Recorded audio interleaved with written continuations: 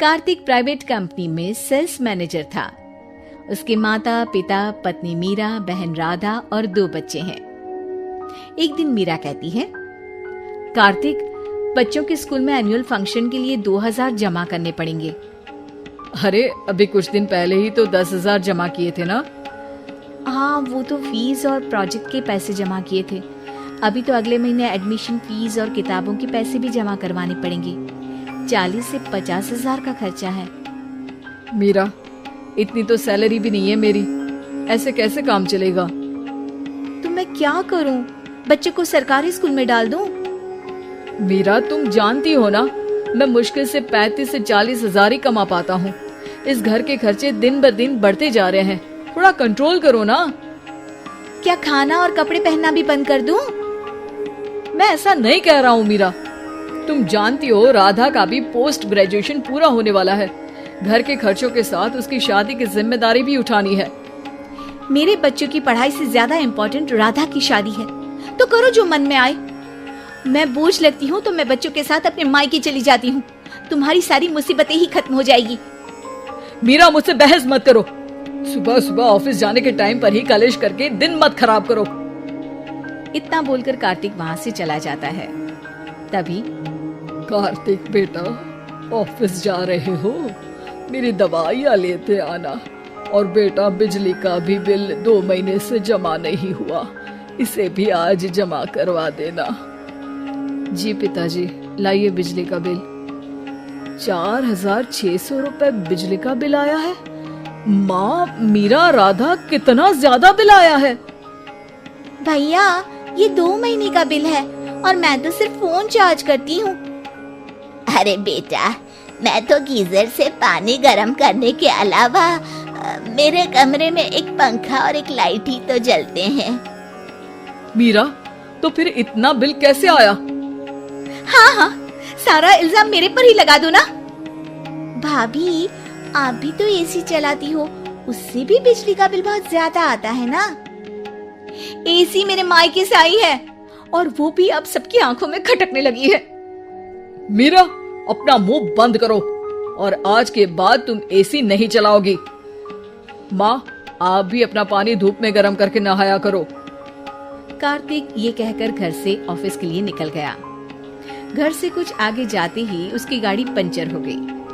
कार्तिक को पंचर बनवाकर ऑफिस पहुंचने में लेट हो गया।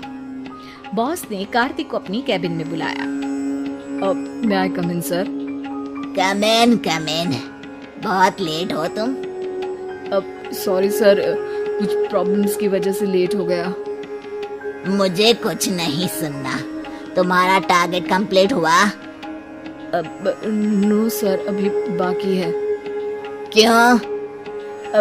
सर, मार्केट में बहुत रिसेशन चल रहा है, बिजनेस कहीं से मिल नहीं पा रहा। मैं अपनी तरफ से पूरी कोशिश कर रहा हूँ सर। मुझे तुम्हारी कोशिश नहीं चाहिए, मुझे बिजनेस चाहिए। अगर तुमसे नहीं हो पा रहा है तो तुम रिजाइन कर सकते हो। नहीं सर, मुझे इस नौकरी की बहुत जरूरत है। मैं अपनी फैमिली का सिंगल अर्निंग पर्सन हूँ। मेरी जॉब चली गई तो मेरी फैमिली प्रॉब्लम में आ जाएगी सर। इसका ख्याल तुम्हें रखना चाहिए। जाओ यहाँ से, और बिना बिजनेस लाए मुझे तुम अपना मुंह मत दिखाना। कार्तिक बिजनेस की तलाश में इधर से उधर कड़ी धूप में सारा दिन भटकता रहता है और थका हारा जब शाम को घर आया। बेटा, मेरी दवाई ले आए और बिजली का बिल भर दिया। अब दवाई लाना भूल गया पिताजी, और बिजली का बिल जल्दी भर दूंगा। पर बेटा, याद से भर देना, वरना बिजली वाले बिजली काट कर चले जाएंगे। लीजिए पानी। बच्चों के एनुअल फंक्शन के लिए स्कूल में जमा करने वाले पैसे लेकर आए? अभी सैलरी नहीं आई है मेरा, और अकाउंट में ज्यादा पैसे भी नहीं बचे हैं। तो क्या बच्चों को स्कूल भेजना बंद कर दूं? बच्चे अगर इस साल एनुअल फंक्शन नहीं अटेंड करेंगे तो कोई पहाड़ नहीं टूट पड़ेगा। और अब तुम मेरा दिमाग खाना बंद करो। अरे, आप मुझ पर क्यों चिल्ला रहे हैं? कार्तिक गुस्से में घर से बाहर चला जाता है। अब मीरा रोने लगती है। भाभी, आप रोइए मत, टेंशन लेने से कुछ नहीं होगा।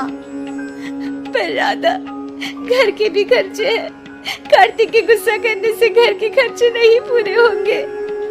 पर मीरा बेटा, लड़ाई करने से भी कोई समाधान नहीं मिलेगा, उल्टा घर का माहौल ही खराब होगा। पर मुझे लगता है हमें भी घर के खर्चों में हाथ बढ़ाना चाहिए।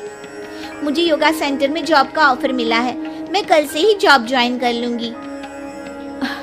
वैसे तो मुझे भी सिलाई आती है, मैं भी लोगों के कपड़े सिलना शुरू कर देती हूँ। हाँ बेटा, मैं भी तुम्हारा घर के कामों में हाथ बटा दिया करूंगी और काज बटन लगाकर सिलाई करने में भी सहायता करूंगी।